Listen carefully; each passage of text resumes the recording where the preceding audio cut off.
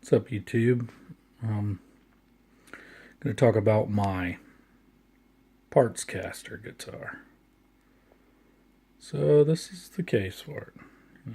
It's kind of innocuous case, brown and whatnot. I've got quite a few stories about this guitar that I'll share with you. And I got this guitar. I found this guitar body in North Carolina. Was just kind of going to a music store, checking some stuff out, and found this guitar hanging on the wall. It was not a nice guitar. It was like I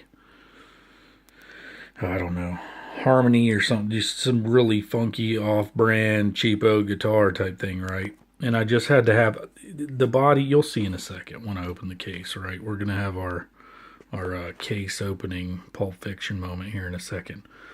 When I got this guitar, though, it was something, it was hanging in the store, something I had to have. I just had to have it. And so I actually traded a green Jackson Dinky guitar that I had at the time for this guitar body, and then, I think they gave me some money or whatever back for the Dinky. The Dinky wasn't like a pro model or anything. It was just what I had at the time. I had to have this guitar. Anywho, I got the guitar. I didn't buy the guitar for the guitar itself. I had to have the guitar body. I hadn't seen one like this. This was a long time ago. This is about the year 2000.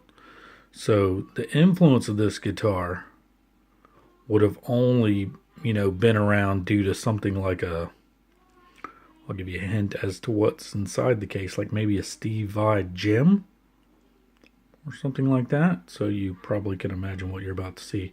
Anywho, this was not an Ibanez. This is my Partscaster that I built off of the body of this guitar.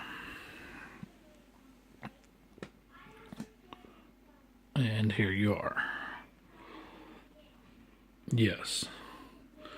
Blindingly orange crushed velvet Fender-esque case deal. Lefty neck, right? So the headstock's upside down. And yeah, it's a super swirl strat-esque Partscaster type guitar.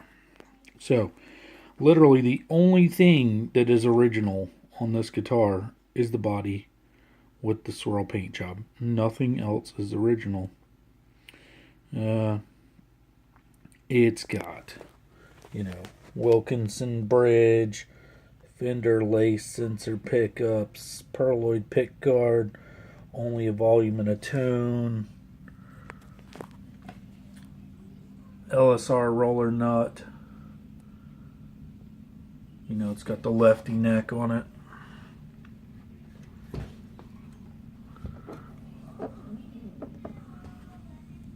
Shaler or Sperzel locking tuner, sorry. Mighty Mite license neck. I don't have a slide or anything on it. I thought about putting a Fender slide on it. The best I could do for that was I did the Fender heel plate, but you can see the funkiness of the swirl on this guitar. It was just super cool. It was super cool when I saw it in the store. Had to have it. This was a long time ago, around about the year 2000, 2001-ish. Anywho, super cool guitar. This guitar, I'll give you guys a bit of a story about it. Several stories. So, this is the only original guitar that I still have from a band I used to play in when I was younger. I played this guitar at Bayfest in 2004, I believe it was, and we played across from Breaking Benjamin This is one of the guitars that I had at the time. I don't have any of the other ones. I actually fell on some hard times and needed to sell this guitar to make rent after the band broke up. So we're talking about, around that time frame, 2004, 2005. The band broke up. I had to sell this guitar to make rent money. Anywho, sold the guitar to the local music shop. So it's, I didn't have anything for a while, just an acoustic and a few other things to mess around on, but really just didn't have any guitars for quite a while. And, I wasn't really going into music shops at the time. I just was kind of noodling around on guitar, just didn't really play that much at all. And way across town, my brother, actually, strangely enough, who's a bass player, he's not a guitar player, he wandered into the music store. He doesn't, he plays bass. Why would he be looking at guitars? Way back in the back on a side wall, hanging up on the wall, at the very top, was this guitar. Years later, we're talking maybe, I don't know, 7, 8 years later, this guitar just happened to be in a music store that he walked into that we never visited for years. So, anywho, basically, he gets me on the phone. He says, "Hey, your guitar, dude, it's down here in the guitar shop." I called the guitar shop immediately. I said, "I got 2 guitars. I'll bring you immediately. You're going to hang on to that guitar. Don't let it leave the shop. I'll give blood, whatever. I want this thing back." I was in a better financial position. So I was like, "Hey, I'm getting this. I'm buying it back from you." Of course, they wanted some ridiculous price. Like, I don't even remember the price they had on it. I want to say it was like $600 or whatever. Which, I mean, I had a lot of work. Again, there's nothing original to this guitar but the body. Fender lace sensors, LSR roller, locking Sperzels, reverse lefty mighty might neck. I mean, so I probably, at the time, I probably had $700 in it or whatever, to get all the mods done to it and get it to the way you see it here. But, yeah, basically I told him I want the guitar back. And I went down there. I gave him 2 guitars to hold until I could scrape the cash up. Well, turns out it was right around that that same time frame.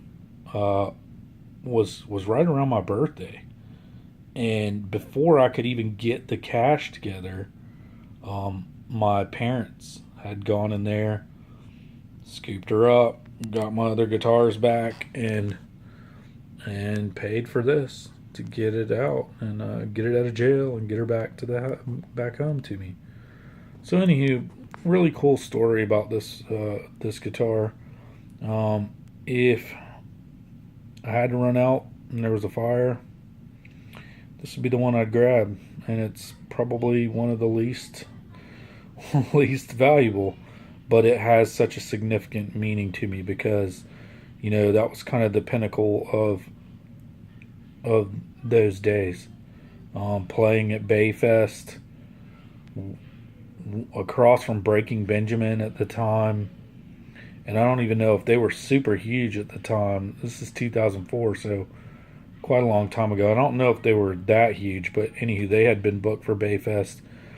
We got to play Bayfest without even trying out. Some club owner checked us out and was like, "Hey, you guys come play." So, we did. Of course, we were doing all covers. Everything from Tool to Dave Matthews, 311, Marvin Gaye. I mean, just a really broad spectrum of music. We could pretty much cover most of it. But yeah, I just wanted to kind of show off my Partscaster and let you guys check it out and see what it's all about. Cool guitar, super cool guitar. And with the case, people would see this guitar. I would have it on stage, on a stand, sitting there next to my other guitars. This one always just drew the most attention. People would look at it and go, "What on earth is that?" Because you won't. I challenge you right now. Go find one like this. You won't There is not another one that exists. I mean, of course, you'll find a Fender with lace sensors and a reverse headstock and a roller nut and a Wilkinson bridge. Sure, you'll find all that, but you will not find a swirl body like this. And the fact that it's this old, funky, kind of low-end cheap guitar makes it even cooler. Because rocking out on it, people think it's some custom shop deal. No, it's a cheapo guitar that I shredded up, chopped it, and made it my own. So don't be afraid to do that, man. Don't be afraid to do that. I'm gonna make a video on this guy here, my LTD, shortly, and I'll kind of speak to, the Chappers mods that I did on that round about the same time. I'll pull out the receipt I have for that guy and all the mods I did for him. That's a great guitar. Not a lot of money at all. So, anywho, hope you guys enjoyed the stories on this. I just wanted to make sure I had the stories out there for posterity or whatever. Hope you guys enjoyed it. I'll try to flop it one more time so you can check the back.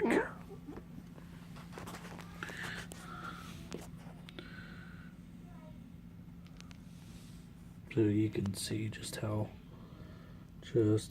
funky the swirl is. Looking like the top and how they did it. It's really interesting.